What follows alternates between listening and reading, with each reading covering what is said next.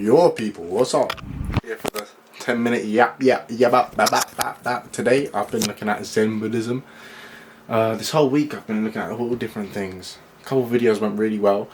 Like I looked at why Muslims actually don't eat pork. You know, I always thought, why don't they? It's because they're dirty. You could say it's because it's dirty. But in the Quran it says that it is just forbidden at the end of the day. There's scientific support to say that, you know, pigs are disgusting or whatever, or filthy or impure, because the way their body works and how they aren't picky about what they eat. Sometimes they even eat their own poo, which normally they don't, right? But they can do that, right? So yeah, and that it's not just Islam that doesn't eat pork. The First Testament says don't eat pork to Christians, and to Jewish people they have a list of animals they can eat and they can't eat, and pig is something they can't eat. Pork isn't something they can eat because they don't chew their own cud or whatever, or chud maxing trust. Anyway, yeah. So that video did quite well. I made a video on why Sikhs wear shorts. That did quite well. For the lust and the discipline and controlling yourself, really, and being always ready. You know, I like that. I like it. I like all these different links, the messages they're giving. I could see myself believing nearly every one of these religions that I look through.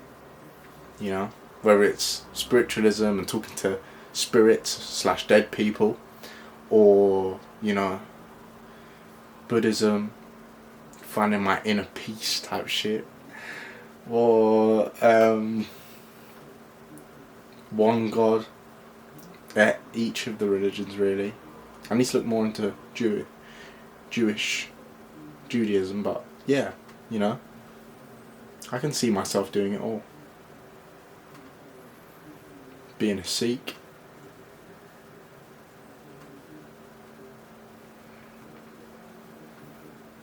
even being a Satanist, really. I can see the appeal for all of these different types of religions, you know. And in some of these religions, in fact, in most of them, you'll probably have a thought when you're going in of this is the right one, those are the wrong ones. Low key, fuck those people. I don't like those people because they're not part of our peeps, you know what I mean? Almost like a turf war type of territorial thing, because you have the answer and they have a different answer which you don't agree with, really. And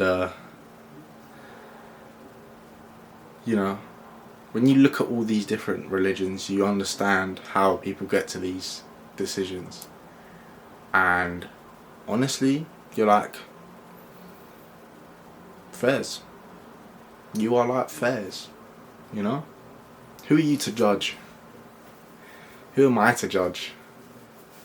I mean, I'm me, but who am I to say that they're wrong, you know?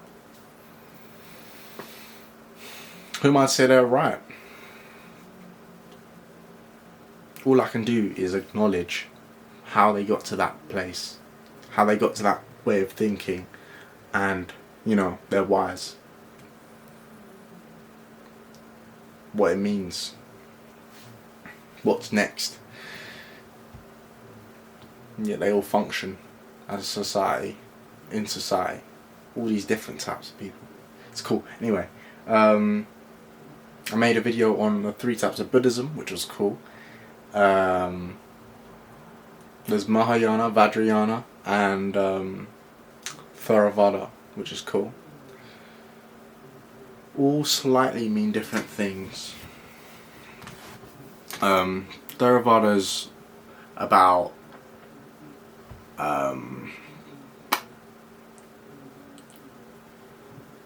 impermanence.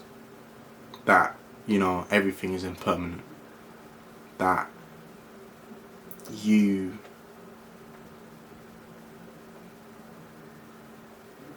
how I see it is that you can't, there's no point in becoming so attached, or you need to detach yourself from all these things. All these things, so you know you don't go through the suffering, or like you alleviate yourself from the cycle of suffering, which is kind of just, in my opinion, another word for it, another way of saying it. You know. But is it better to have something for a little bit and feel the joy and pain of it? Because without joy there is no pain, and without pain there is no joy. You know, good and bad, light and dark, and all that, yin and yang. Or is it better to just not have any pain and any joy, or your perceived joy? You know, it's like this. It goes. I'm pretty sure I've already done this before, but you know, you get that joy and you also get the pain. Whichever way it goes first, pain, joy, joy, pain, joy, pain. Right? This is when you've got the attachment to something, right? To doing something or someone.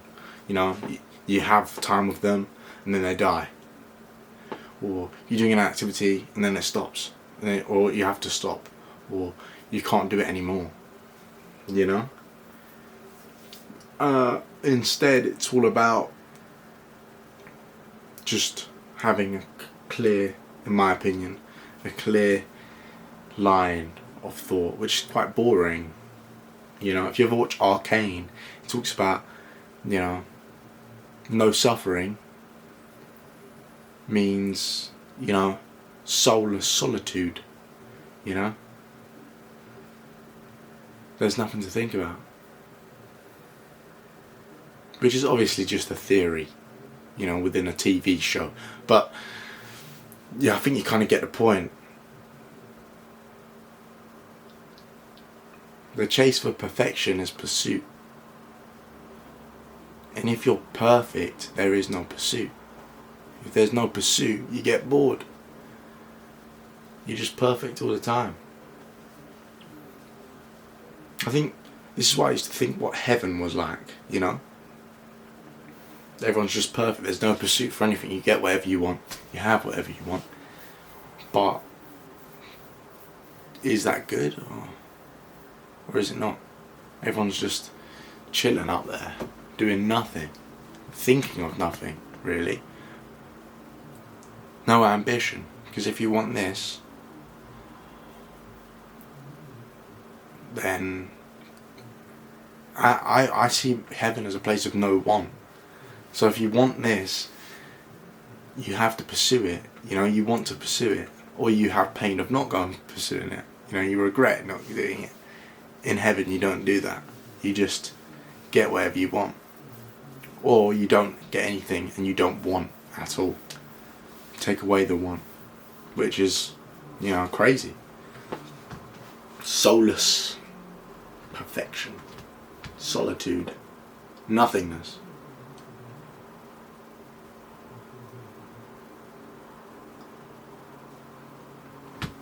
To be perfect is to want nothing.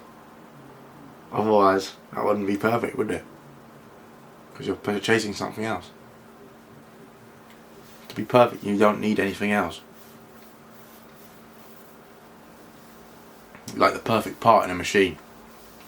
You just get it, and you don't need any of it. It's kind of cool to think about. I mean, it's kind of just clicked in my brain, really, that chain of thinking. But it is it's a line of thought. Comes at the end of the video, and it's cool to look through religion still. You know, a lot of people don't. A lot of people work towards things, but you know, what really matters and all that stuff. The pursuit. All we know is good and bad. But what is perfect like? Trust, love, have a blessed day.